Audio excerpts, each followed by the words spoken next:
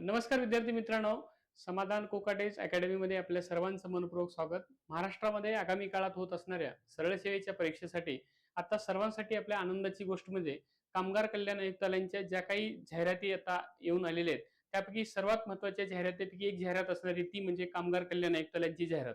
त्यामध्ये आता नुकतंच 78 ह्या एकूण जागेसाठीची ही जाहिरात आताच कामगार आयुक्तालयाने त्यांनी आपल्या वेबसाईटवर टाकलेली आहे. त्यामुळं महाराष्ट्रामध्ये स्पर्धा परीक्षा करणाऱ्या, तयारी करणाऱ्या विद्यार्थ्यांसाठीची खरंच आनंदाची बातमी आहे.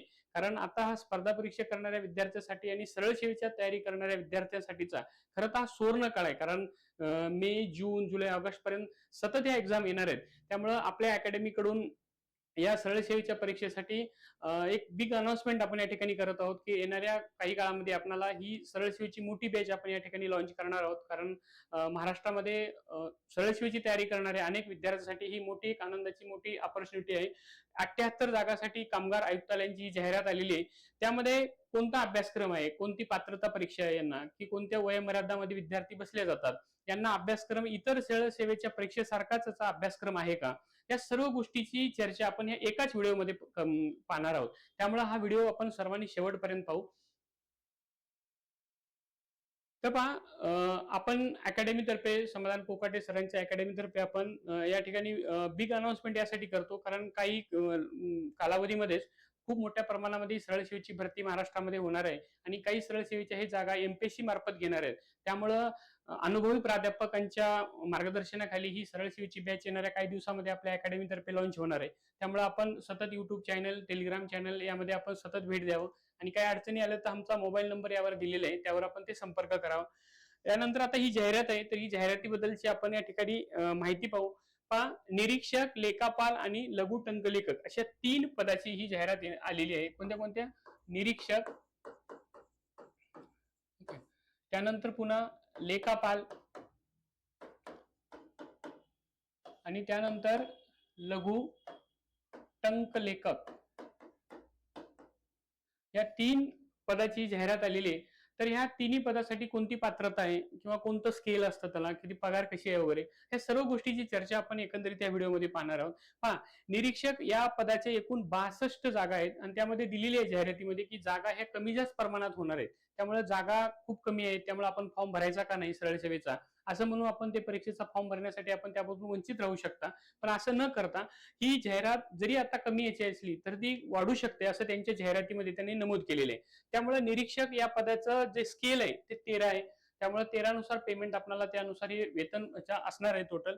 त्यानंतर लेखापाल त्याचं पण एकूण 12 जागा आहेत आणि लघु टंकलेखक याचे एकूण असे 4 जागा आहेत. अशा हे एकंदरीत असलेली ही कामगार कल्याण आयुक्तालयाची ही जाहिरात आहे. त्यामुळे यांचा अर्ज करण्याचा जो कालावधी आहे म्हणजे आज 13 तारीख आहे, तर आजपासून हे अर्ज करू शकता आपण कारण प्रोफाईलमध्ये हे करून. त्यानंतर याची शेवटची जी डेट आहे कधी आजपासून 13 तारखेपासून ती सुरू झालेली आहे. ओके, 13 मे 2026. पण कधीपर्यंत आहे ती जाहिरात आपल्याला, तर ही 12 जून 2026 पर्यंत आपल्याला तुम्हाला ऑनलाईन पद्धतीचा अर्ज या ठिकाणी करता येणार आहे. ओके, या परीक्षेसाठीचा. त्यामुळे हे याच कालावधी आपण त्यामध्ये अर्ज करायचा असतो. पहा, आता यानंतर याची वयोमर्यादा लक्षात ठेवा कारण सरळ सेवेसाठी वयोमर्यादा खूप महत्वाची आहे. तर निरीक्षक, लेखापाल आणि लघु टंकलेखक, आता निरीक्षकसाठी कमीत कमी 19 वर्षापासून आपल्याला ते एकंदरीत पुढे आपल्याला त्याची कमीत कमी किमान मर्यादा 19 पासून पुढे दिलेली आहे आणि जे कमाल मर्यादा आहे ती 38 वर्षे दिलेली आहे इतर म्हणजे ओपन साठी, खुल्या प्रवर्गासाठी. पण जे इतर मागासवर्गीय आहेत, जे कॅटेगरीत आहे एससी, एसटी, ओबीसी वगैरे सर्वांसाठी 38 वर्ष म्हणजे 5 वर्ष एक्सटेन्शन दिलेले आहे त्यांना इतरसाठी. आणि जे एससी, एसटी वगैरे असतात मागासवर्गीय त्यांना 5 वर्ष वाढून दिल्यामुळे ते 43 वर्षापर्यंत त्यांना फॉर्म भरता येतं. त्यामुळे ही वयोमर्यादा खूप महत्वाची आहे. आणि त्यातल्या त्यात दुसरं एक न्यायालयीन प्रकरण याच्यामध्ये नमूद केलेलं आहे. जर कोणी ऑलरेडी याच्यामध्ये कामगार कल्याण आयुक्तालयामध्ये कामाला असेल, त्यांचं प्रकरण न्यायप्रविष्ट असेल, त्यांच्यामध्ये कोणती वयाची अट वगैरे असं शिथिल करण्यात आली, जे कंत्राटी कर्मचारी वगैरे आहेत ऑलरेडी त्यांच्यासाठी ती शिथिल करण्यात आलेली आहे. जर कोणी असेल त्यामध्ये आपण फॉर्म भरत असाल तर. ओके, आता त्यानंतर यासाठी कोणकोणत्या मान्यता पाहिजे लक्षात ठेवा. निरीक्षक जे पद आहे त्यांना कोणत्याही विद्यापीठाची डिग्री म्हणजे तुम्ही पदवीधर असणं गरजेचं आहे. मग काही विद्यार्थ्याचं बीए असेल, बीएससी असेल किंवा बीकॉम असेल, असे सर्व पदासाठी निरीक्षक पदासाठी तुम्ही भरू शकता. त्यासाठी त्यांनी सांगलेलं आहे महाराष्ट्र शासनाची मान्यताप्राप्त कोणत्याही विद्यापीठाची पदवी याला ग्राह्य धरण्यात आली आहे. कोणत्या? निरीक्षक पदासाठीचे. आता दुसरं पद आहे लेखापाल. आता लेखापालसाठी फक्त कॉमर्स लागतो, म्हणजे कॉमर्सची बीकॉमची डिग्री लागतं. बीएच्या बीएससीच्या विद्यार्थ्यांना ते फॉर्म भरता येत नाही लेखापालसाठी, हे लक्षात ठेवा. त्याच्यानंतर दुसरी एक त्यांनी अशी अट ठेवलेली आहे की आणि या शब्द लिहिलेले आहेत, तथा लिहिलेला नाही. आणि म्हणजे ते सुद्धा कंपल्सरी आहे की लेखा क्षेत्रातील काम करण्याचा जो अनुभव आहे तो किती वर्षाचा असला पाहिजे? 3 वर्षाचा त्याला अनुभव असला पाहिजे. म्हणजे अनुभव सर्टिफिकेट त्याला किती वर्षाचा असला पाहिजे? 3. कशासाठी? लेखापालसाठी. ओके. आता लेखापालसाठी डिग्री कुठली लागणार आहे तुम्हाला? तर डिग्री लागणार आहे त्याला बीकॉम, म्हणजे वाणिज्य शास्त्रामधली पदवी उत्तीर्ण असला पाहिजे, तरच तो त्यांना फॉर्म भरता येतो. ओके. आता लघु टंकलेखक जे त्यासाठी कोणत्याही विद्यापीठाची डिग्री त्याला आवश्यक वगैरे आहे, परंतु लघु टंकलेखकसाठी त्यांना टायपिंग खूप महत्वाचे आहे. त्याची टायपिंगचे दिलेले आहे मराठी आणि इंग्लिशसाठी लघुलेखन 80 शब्द प्रति अशा पद्धतीचे दिलेले आहे. त्यामुळं वेगवेगळी आहे. तुम्हाला लक्षात ठेवा की निरीक्षक हे पद कोणालाही भरता येतं, ज्याची डिग्री झालेली आहे पदवी, त्या विद्यार्थ्यासाठी सर्वांना भरता येतो त्याचा फॉर्म निरीक्षक पदासाठी, आणि त्याची जागा पण जास्त आहेत. लेखापालसाठी फक्त बीकॉमच लागतं, परंतु ज्याचं बीकॉम आहे त्यांना सर्वच म्हणजे दोन्ही अशा परीक्षेचे फॉर्म भरता येतात, पण त्याला टायपिंग लागतं, ज्याला आपण त्याला त्याचं स्केल इंग्रजी आणि मराठी लघुलेखन 80 शब्द प्रति मिनिट वगैरे असं असलं पाहिजे, शासकीय वाणिज्य प्रमाणपत्र परीक्षा, तरच त्याला ते फॉर्म भरता येतो, हे लक्षात ठेवा. त्यानंतर पुढे पहा. आता याची फी तुम्हाला माहिती आहे, कारण सरळ सेवा असल्यामुळे काय होतं, इतर मागास किंवा अमागास असतील तर 1000, आणि कॅटेगरीमध्ये असणाऱ्या विद्यार्थ्यांना किती? 1900 रुपये अशी सरळ सेवेची परीक्षेची फी आहे. सर्वसामान्य आपल्याला ती माहिती आहे सर्वांना वगैरे. ओके. अशी त्याची फी आहे की तुम्ही युपीआय, डेबिट कार्ड हे अशा पद्धतीने वगैरे तुम्ही ते भरू शकता वगैरे त्यानुसार. त्यानंतर आता प्राधान्यक्रम कसा देणार आहे? तुम्ही परीक्षा दिल्यानंतर जर एकाच विद्यार्थ्यांना समान मार्क पडले तर ते प्राधान्यक्रम असतं, ते परीक्षा पास झाल्यानंतर असतं. त्यामुळं आपल्याला आता निरीक्षक असेल तर त्यांनी समान मार्क पडले असतील त्या विद्यार्थ्यांना, तर प्राधान्यक्रम कसं देणार? तर त्यामधले आत्महत्याग्रस्त शेतकऱ्यांचं कोणी जर पाल्ले असेल तर त्यांना देणार. त्याच्यानंतर ती पण समान असेल तर पुढे काय करणार? त्याची गुणवत्ता पाहिली जाणार, की गुणवत्ता समान कुठली आहे, की मार्क वगैरे कसे असणार. त्यामध्ये ज्या विद्यार्थ्याचं वय जास्त असेल त्या विद्यार्थ्याला ते आधी प्राधान्यक्रम देणार. त्यामुळे असं ते निकष आहे, हे पास झाल्यानंतर असतं. ओके. त्यानंतर आता हे प्रमाणपत्राचे पीडीएफ दिलेली आहे आणि पीडीएफचा फॉर्मॅट पण दिलेला आहे, लक्षात ठेवा. त्यामुळं तुम्हाला ह्या फॉर्मॅटमध्येच तुमचे सर्व डॉक्युमेंटची पीडीएफ आपल्याला ठेवावं लागणार आहे. तुम्हाला ही वाचून दाखवतो. पीडीएफ प्रत्येकाने टेलिग्राम चॅनलवर आपल्या अवेलेबल करून दिलेली आहे, त्यामुळे ते पण वाचा. बघा, वयाचा नमुना, त्याच्यानंतर शैक्षणिक अर्हता इत्यादीचा पुरावा, याची पीडीएफ दिलेली आहे. याची पूर्ण यादी आहे ती. नॉन क्रिमिनल असलं पाहिजे, आर्थिक दृष्ट्या दुर्बल घटक असेल त्याचं पण प्रमाणपत्र असणं गरजेचं आहे, अनाथ असेल कोणी तर अनाथचं सर्टिफिकेट असलं पाहिजे. ओके. प्रकल्पग्रस्त असेल तर त्याचं सुद्धा आरक्षण सर्टिफिकेट तुमच्याकडे असलं पाहिजे.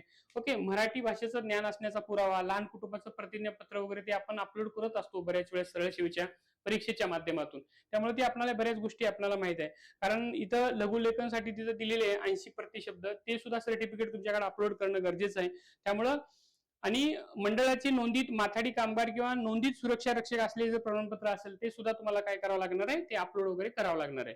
आता माहितीये का, ही सरळ सेवा जी आहे एकूण 200 गुणाची असणार आहे. किती गुणाची असणार आहे? एकूण 200 गुणाची सरळ सेवाची परीक्षा राहणार आहे. निरीक्षक, लेखापाल आणि लघु टंकलेखक परीक्षा एकच असणार आहे. तुम्ही पास झाल्यानंतर मार्क पडल्यानंतर तुम्हाला प्राधान्यक्रम देणार आहे, लक्षात ठेवा. ही परीक्षा 3 पदासाठी वेगळी होणार नाही, परीक्षा एकच होणार आहे. आणि हे लक्षात ठेवा, एकूण किती मार्कासाठी आहे? 200 मार्कासाठी. ओके. अर्ज सादर करण्याचे जे टप्पे आहेत तर त्यांनी वेबसाईट दिलेली आहे, त्या वेबसाईटवर जाऊन आपण प्रोफाईल तयार करून वगैरे फॉर्म भरू शकतो. कारण सरळ सेवेचा बऱ्याच विद्यार्थ्यांना फॉर्म भरताना बरेच वेळेस अडचणी येतात, कोणते डॉक्युमेंट्स अपलोड वगैरे करायचं. त्यामुळे आमच्या अकॅडमीचा मोबाईल नंबर यावर दिलेला आहे, त्यामुळे आपण निश्चितपणे या संपर्क साधा. आमची टीम तुम्हाला निश्चितपणे यासाठी वगैरे मदत वगैरे निश्चितपणे करेल. आता यानंतर पहा, प्रश्न संख्या एकूण 100 राहणार आहे. एका प्रश्नाला 2 मार्क असं राहणार आहे, बरोबर.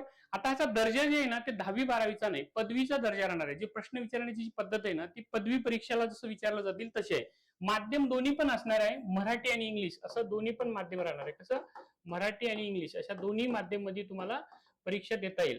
एकूण 100 प्रश्न राहतील. ओके. आणि एका प्रश्नाला किती? 2 मार्क असतील, म्हणजे 200 मार्काची परीक्षा ही राहणार आहे. आता इथं सिलेबस दिलेले आहे पहा, म्हणजे काय काय विचारणार आहेत पहा. मराठी भाषा, ओके, 30 प्रश्न असणार आहेत. त्याच्यानंतर इंग्रजी भाषा 30 प्रश्न असणार आहेत. बुद्धिमापन चाचणी त्याच्यासाठी सुद्धा 30 प्रश्न असणार आहेत. सामान्य ज्ञान, इतिहास, भूगोल, भारतीय अर्थशास्त्र, त्याच्यानंतर चालू घडामोडी, याच्यावर 30 मार्क असणार आहेत, म्हणजे 30 प्रश्न. आणि त्याच्यानंतर सर्वात महत्वाचं यामध्ये काय तयारी करावं लागणार आहे आपल्याला, की 80 जे प्रश्न राहणार आहेत त्यामधले ते कशासाठी राहणार आहेत, की कामगार कायदे जे आहेत आणि महाराष्ट्रामध्ये खाजगी सुरक्षेचे मंडळ आहेत त्यांचे जे कायदे करण्यात आलेले आहेत त्या कायद्याचे नियमन किंवा 1981चा जो कायदा आहे महाराष्ट्र माथाडी हमाल कामदा किंवा श्रमजीवी कामदा, ह्याच्यावरची ही पीडीएफ राहणार आहे आणि ह्याच्यावरती प्रश्न विचारणार. एकूण प्रश्न 80 आहेत, लक्षात ठेवा. म्हणजे असे एकंदरीत 200 मार्काचे प्रश्न आपल्याकडे राहणार आहेत. त्यामुळं तुम्हाला हे टोटल माहिती पाहिजे. 100 वगैरे मार्काची गुणावारीची टक्केवारी वगैरे दिली, गुण असणार आहे ते, लक्षात ठेवा. ओके. त्यामुळं आपल्याला एकूण सर्वात जास्त मार्क वाढवण्यासाठी सर्वाधिक फायदेशीर विषय कुठला आहे तर तो कायदे असणार आहे. त्यामुळं आमच्या समाधान कोकाटे अकॅडमीकडून येणाऱ्या आगामी काळामध्ये जी ही बॅच लॉन्च होणार आहे सरळ सेवेची वगैरे, त्यामुळं तुम्हाला आताच बिग अनाउन्स याच्यासाठी करतोय कारण ह्या बॅचच्या मधून आपण ही कामगार कल्याण आयुक्तालयाची जी जाहिरात आपण ही करतोय यामध्ये आपल्याला 80 जे मार्क इथे गुण पडणार आहेत तर हे ऑथेंटिक अशा पद्धतीने आपण कायद्याचा या ठिकाणी आपण बॅच मध्ये घेणार आहोत. त्यामुळं तज्ज्ञ आणि प्राध्यापक वर्गांच्या मार्गदर्शनाखाली आपण ही बँच लॉन्च करतोय. ओके. आता दुसरं महत्वाचं पहा की उमेदवार हा भारताचा नागरिक असावा आणि महाराष्ट्रात किमान 15 वर्ष हा रहिवासी असला पाहिजे. म्हणजे डोमेसिल काढताना बऱ्याच जणांना तो प्रॉब्लेम येतो सीमावर्ती भागातील विद्यार्थ्यांना, त्यामुळे तो कमीत कमी 15 वर्ष महाराष्ट्रात असला पाहिजे. ही महत्वाची त्याच्यात अट दिलेली आहे. ओके. तर असं एकंदरीत ही कामगार कल्याण आयुक्तालयाची जाहिरात आहे. त्यामुळे तुम्हाला महत्वाची जे काही पदं राहणार आहेत तर ह्या पदानुसार आपल्याला याचा फॉर्म भरायचा आहे. त्यामुळे एकूण जे पदं राहणार आहेत तर पहा लक्षात ठेवा तुम्ही, निरीक्षक पद हे खूप महत्वाचं आहे 62 जागेसाठी. त्यामुळे यांना कोणत्याही विद्यापीठाची पदवी उत्तीर्ण असणं एवढीच एक अट दिलेली आहे. फक्त लेखापाल जे त्या लेखापालला म्हणजे वाणिज्य म्हणजे कॉमर्सची डिग्री असणं गरजेचं आहे आणि जे लघु टंक लेखक आहेत त्याला मात्र ते टायपिंग वगैरे असणं गरजेचं आहे.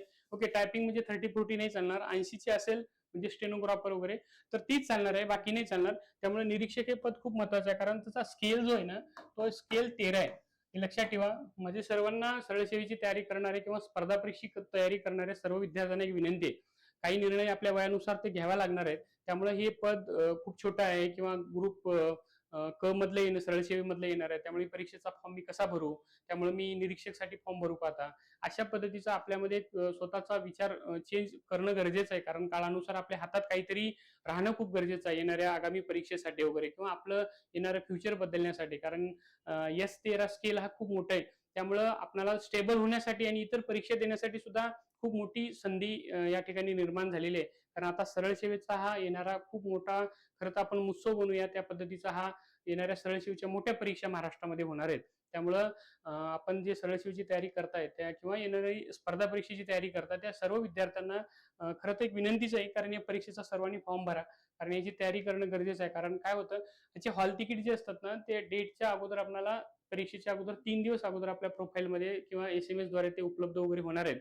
आणि दुसरी एक त्यांनी अट सांगलेली आहे, जो कोणी आपण सेंटर निवडतो जिल्ह्याचं, ओके, सेंटर टाकताना म्हणजे केंद्र, तर जर समजा तुम्ही पुणे टाकला असेल तर ते पुणेच येईल अशी काही गॅरंटी नाही. त्यांनी त्यांच्या पीडीएफ मध्ये असं स्पष्ट उल्लेख केलेला आहे की तुम्ही जे सेंटर टाकलेलं तेच सेंटर येईल अशी शक्यता नाही, त्याचा पूर्ण अधिकार आमच्या समितीला असणार आहे असं त्यांनी स्पष्टपणे त्यांच्या पीडीएफ मध्ये सांगितलेलं आहे. याच्यानंतरही कोणत्या अडचणी आल्यात तर आमचा मोबाईल नंबर दिलेला आहे स्क्रीनवर, त्या मोबाईल नंबरवर फोन करा. काय अडचणी असेल तर निश्चितपणे आम्ही तुम्हाला मदत करू.